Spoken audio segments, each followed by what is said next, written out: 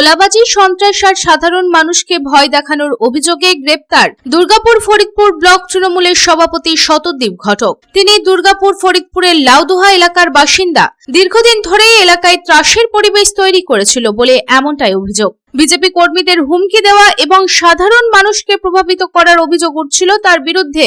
বিধানসভা নির্বাচন পূর্ববর্তী সময়ে বিরোধী কর্মীদের উপর চাপ সৃষ্টি করে গণতন্ত্রকে স্তব্ধ করার চেষ্টার অভিযোগও সামনে আসে।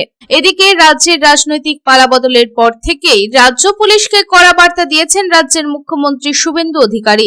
আইন শৃঙ্খলা রক্ষায় কোন রকম রাজনৈতিক প্রভাব বরদাস্ত করা হবে না বলেও স্পষ্ট নির্দেশ দিয়েছেন।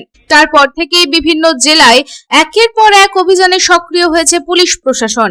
রাজ্যের বিভিন্ন প্রান্তে সন্ত্রাস ও তোলাবাজি সহ অসামাজিক কাজকর্মের অভিযোগে তৃণমূলের প্রধান উপপ্রধান ব্লক সভাপতিরা গ্রেপ্তার হচ্ছে। সেই সমস্ত অভিযোগের ভিত্তিতেই রবিবার রাতে অভিযান চালিয়ে শতদ্বীপ ঘটককে গ্রেপ্তার করে ফরিদপুর থানার পুলিশ।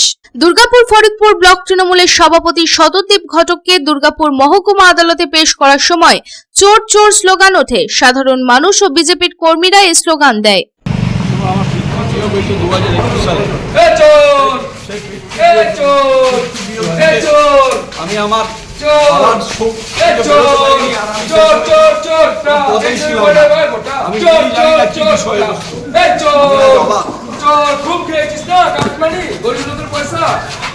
আপনার বিরুদ্ধে অভিযোগ তাহলে কি মিথ্যে?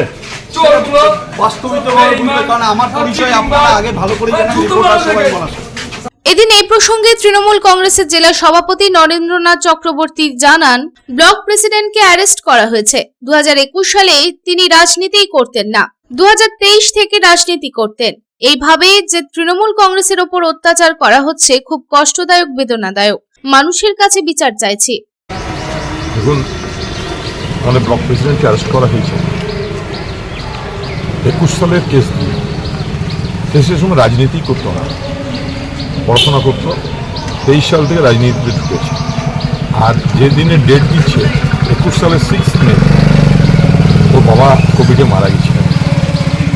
তো এভাবে যে মানুষের ওপর তৃণমূল কংগ্রেসের দিকে যেভাবে ঘরছাড়া করা হচ্ছে, অত্যাচার করা হচ্ছে, খুব কষ্টদায়ক, বেদনাদায়ক। মানুষের কাছে বিচার চাইবে।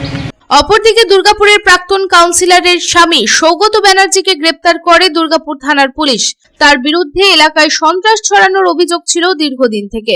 দুর্গাপুর থেকে সাধন রোজের report, public Times. I am Dr. Radha Krishna. I am a gastroenterologist and a liver specialist. So I do visit Durgapur once a month. I stay here for 2 days. So we do different types of procedures pertaining to gastroenterology and liver. So we have a range of evaluations that we do here. We do the routine endoscopy, colonoscopy. Starting from there, we have advanced technologies like nasal endoscopy, liver fibroscan, capsule endoscopy.